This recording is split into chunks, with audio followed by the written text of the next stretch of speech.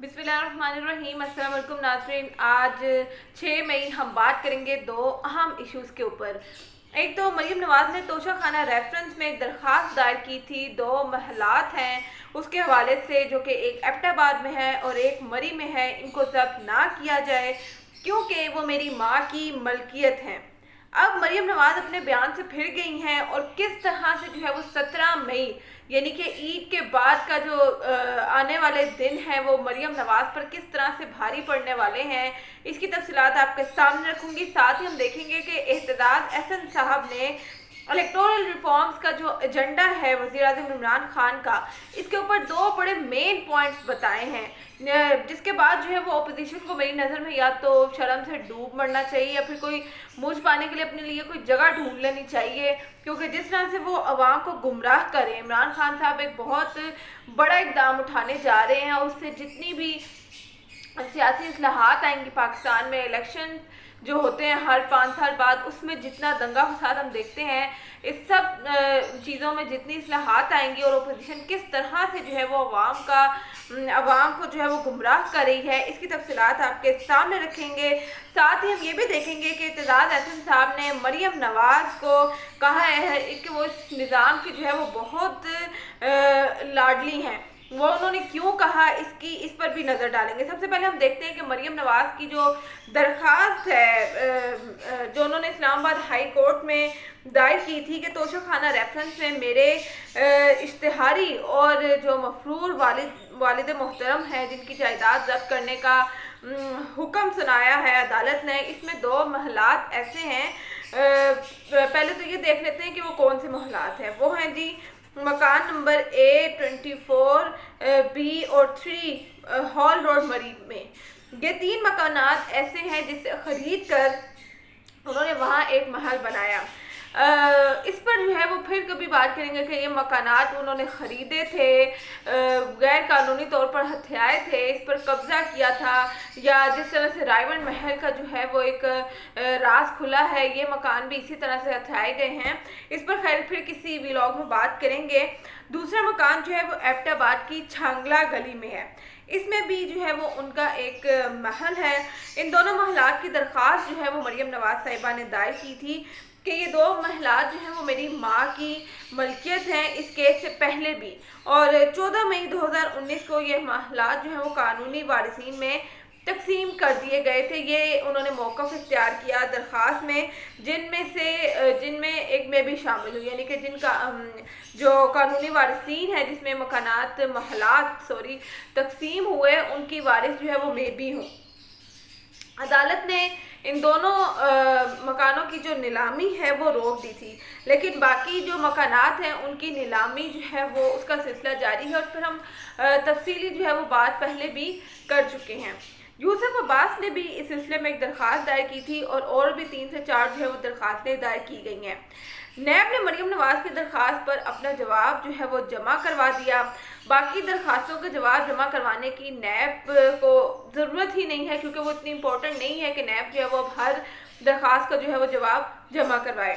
नैब prosecutor ने जो है वो ये मार्क्स दिए कि जनाब हम बहस के लिए तैयार हैं। मरीम नवाज के वकील ने इस सिलसिले में फौरी तौर पर कहा कि बाकी दरख्वास्तों में भी नैब जो है वो अपना जवाब जमा करवाए, फिर हम बहस करेंगे।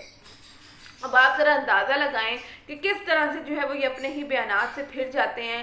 आपका मकसद तो सिर्फ वो दो महलात और उससे रिलेटेड जो भी कार्रवाई है उससे होना चाहिए, बाकी की दरख्वास्तों से आपका क्या लेना देना। लेकिन आप अंदाज़ा लगाएं कि कितना जो है वो ये तेज़ी के साथ जो है वो खेलते हैं। अदालत ने कहा कि आपको इन 2 मकानात पर अगर तो लगता है कि ये जब्त हुए पड़े हैं तो आपको कार्रवाई करनी चाहिए थी।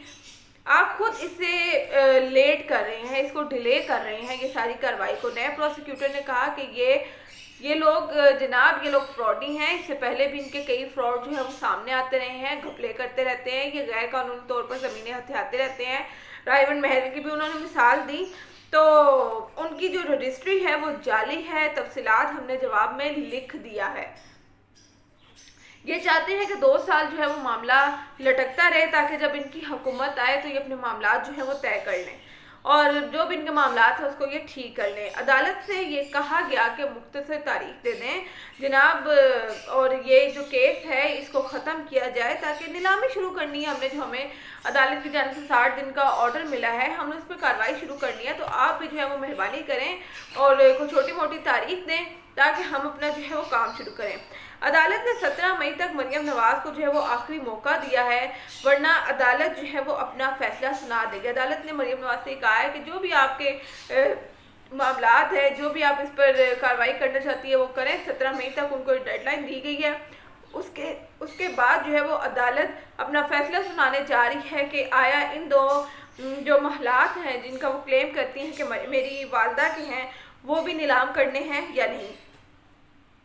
دوسری جانب جو اعتزاز احسن صاحب ہیں، انہوں نے نہ صرف عمران خان صاحب کے الیکٹورل ریفارمز کے جھنڈے کو سراہا بلکہ یہ بھی کہا کہ دنیا اب الیکٹورل ووٹنگ کی طرف آ گئی ہے کہ کس طرح سے جو ہے وہ ڈیجیٹل طریقے سے آپ ووٹ کاسٹ کر سکتے ہیں، اور ہم نے بلاول کو بھی یہی مشورہ دیا کیونکہ سب سے آسان ہے۔ آپ جاتے ہیں ایک جگہ پہ پردہ لگا ہوتا ہے، آپ مشین کے ذریعے جو ہے وہ اپنا سارا ڈیٹا سلیکٹ کریں گے اور آپ اپنا تھم لگائیں گے جو کہ بایو میٹرک طریقے سے جو ہے وہ ووٹ کاسٹ کیا جاتا ہے، اور پھر باقاعدہ ایک سلپ اس میں سے نکلتی ہے جو کہ اس بیلٹ باکس میں جائے گی، اور اس کا ریکارڈ جو ہے وہ ہر جگہ پھر موجود ہوتا ہے۔ اور یہ ہے الیکٹورل ووٹنگ کا طریقہ جو کہ اب دنیا بھر میں جو ہے وہ چل رہا ہے، لیکن ہم اسی نظام کو لے کر چل رہے ہیں، وہی گھسے پٹے کاغذ اور وہی بیلٹ باکسز کو لے کے بیٹھ جانا اور بعد میں جو ہے وہ اس پر لڑائیاں کرنا۔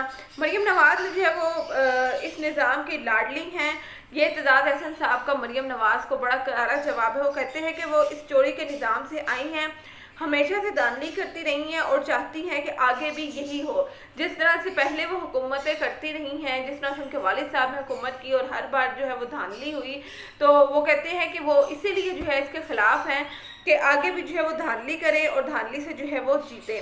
ساتھ ہی اعتزاز احسن صاحب یہ بھی کہتے ہیں کہ الیکٹورل ووٹنگ کا کام پارلیمنٹ کا ہے، الیکشن کمیشن کا نہیں ہے۔ اپوزیشن عمران خان کے بغض میں اتنی اندھی ہو چکی ہے کہ اپنے اختیارات بھی جو ہے وہ الیکشن کمیشن کو دے رہی ہے۔ یہ اعتزاز احسن صاحب کا کہنا ہے کہ یہ تو اپوزیشن پارلیمنٹ کے ہاتھ میں ہوتا ہے کہ وہ اس طرح کی جو ہے وہ ریفارمز لائے، اور اس سے جو ہے وہ باقی ساری جماعتوں کو فائدہ ہوگا جو ہر بار الزامات لگاتے ہیں دھاندلی کے۔ اعتزاز احسن صاحب کو کہنا ہے کہ یہ جو عمران خان صاحب کرنے جا رہے ہیں بہت ہی احسن اقدام ہے ان کی طرف سے، لیکن اپوزیشن کی ان کو سمجھ نہیں آتی کہ وہ کیوں ہر بات پہ جو ہے وہ تنقید کرتے ہیں، اور اس کی وجہ جو ہے وہ میں نے بھی آپ کو بتائی کہ کس طرح سے انہوں نے مریم نواز صاحبہ کے بارے میں کہا کہ چوری کا ووٹ لے کر ہمیشہ چوری کر کے یہ لوگ جو ہے وہ اسمبلیوں میں آ کر بیٹھتے ہیں، الیکشن جیتتے ہیں، اور اسی لیے جو ہے وہ یہ الیکٹورل ووٹنگ کے خلاف ہیں تاکہ جو دھاندلی کا سلسلہ یہ لے کر چلتے آئے ہیں وہ آگے بھی لے کر چلتے رہے۔ اس حوالے سے جو بھی اپڈیٹ ہوگی وہ آپ کے ساتھ ضرور شیئر کروں گی۔ اب تک کے لیے اتنا ہی، اللہ حافظ۔